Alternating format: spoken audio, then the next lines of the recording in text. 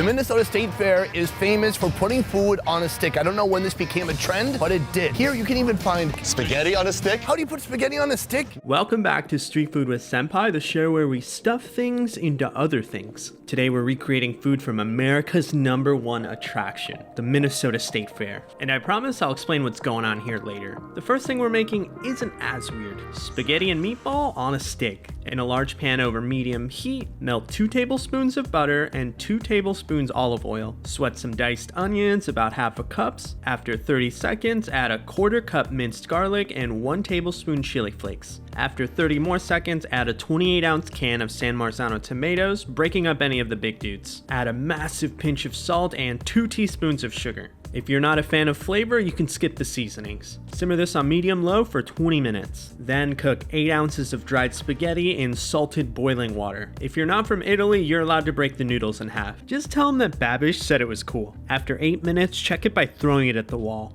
Right when the noodles are al dente, strain them and give them the old Italian Nonna maneuver. I'm not even making this up, the recipe has these chopped nudes go right into the meatball mixture, which is 1 pound of each ground beef and ground pork, 2 teaspoons of salt, 2 teaspoons pepper, 1 tablespoon garlic powder, and optional chili flakes. Crack 2 eggs in there, and then on the side, mix half a cup of breadcrumbs into 1/4 cup of buttermilk to make this mash. This is kind of a cheat code to make even moister meatballs. Milk also has acid and calcium that tenderizes meat. Then chop 2/3 cup of your favorite herbs. I like mostly basil with a little bit of thyme and sage. Final ingredient is 1.5 cups of Parmesan or Romano cheese. Rough it up a little bit and then add your second final ingredient. All at spagucci, just like Nonna used to do it. And then you form some giant meat wads, whatever size you want, man. What does it even matter anymore? Get a wide pan, ripping over medium heat, add some neutral oil, and get a nice sear on all sides. That caramelization will give it a little bit more flavor.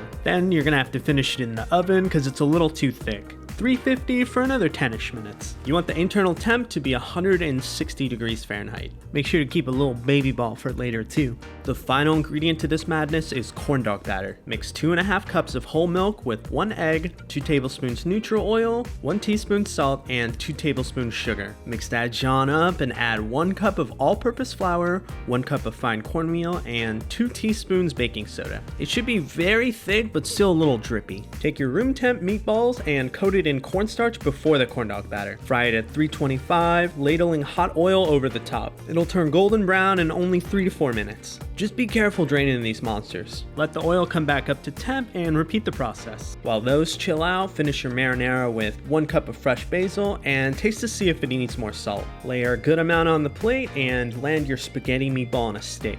Now, if that don't make you proud to be an American, nothing will. Imagine how happy you'd be getting served this at a restaurant. Until you see the bill and it's like $24. Let's give it one big biter. Everybody knows the rules. 8 ounces might have been a bit overkill, but this was delicious. The corn dog might be USA's greatest contribution to the world. I also like how at the state fair, you can kind of make whatever abomination you want. As long as you put it on a stick, it's good to go. Now let's peep this little junior wad. Oof. Sauce it up and give it a little tweezer action. I don't want to brag, but this might bring home a Michelin star or 2 to the Babish Culinary Laboratory. This is actually really good. It looks like a trapezzino too. I'll have to whip this bad boy out when I visit Emilia Romagna. The second Minnesotan classic is chocolate covered bacon. Thick store-bought bacon is the way to go unless you have a smoker and like 4 days of spare time. I tried this cute folding over technique to make a twerking bacon, but the best way is to skewer a single slice of bacon.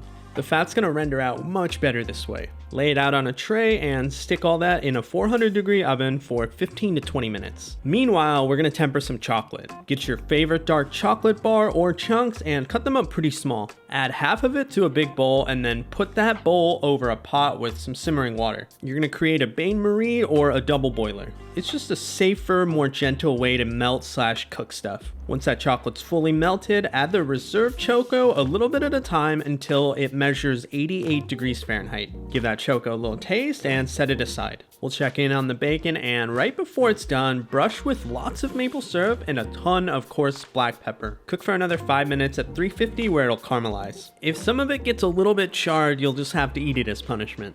Get your tempered chocolate and pour it over the bacon, letting the excess drip off. Since you tempered the chocolate, it should look glossy and have a nice crisp snap when you go to eat it. If you end up skewering thick boys, let it cook a little bit longer so it'll get more crispy. Now, if only we could corn dogify these. You can skip the choco too and you'll be left with delicious candied maple pepper bacon. As expected, extremely delicious, and this just proves every great recipe starts with dark chocolate, black pepper, and pink bacon. Our third and final violation is the infamous Dilly Dog, a humongous dill pickle stuffed with a bratwurst, the girthiest dong in the sausage lineage. And guess what? You already know it's getting stuffed inside of a corn dog. America number one. Throw your favorite wurst in a wide, shallow pan and cook it with your favorite beer. Gently simmer that for 15 to 20 minutes, and if it starts to look really weird, just cover it with a lid and put it aside somewhere. For the spicy dill pickles, mix 4 cups of white vinegar, 2 cups of water, 10 cloves of garlic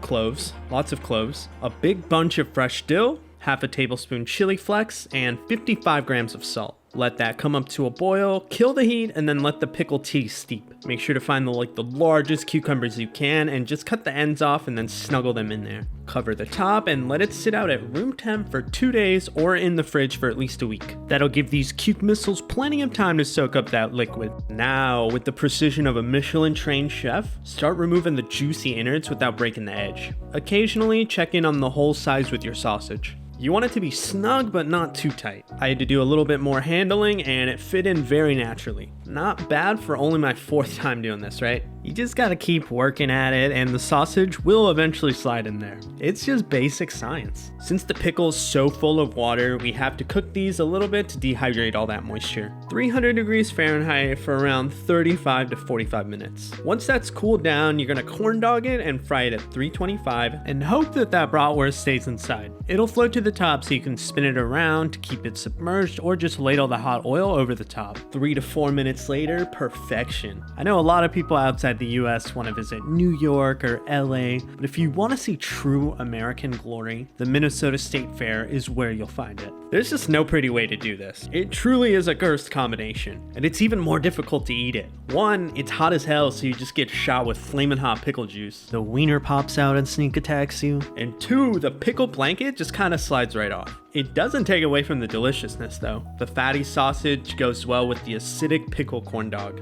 Unintentionally, we created a corn dog hot dog bun, my contribution to the culinary world. So it looks like there might be a part 2 to this. Stay tuned.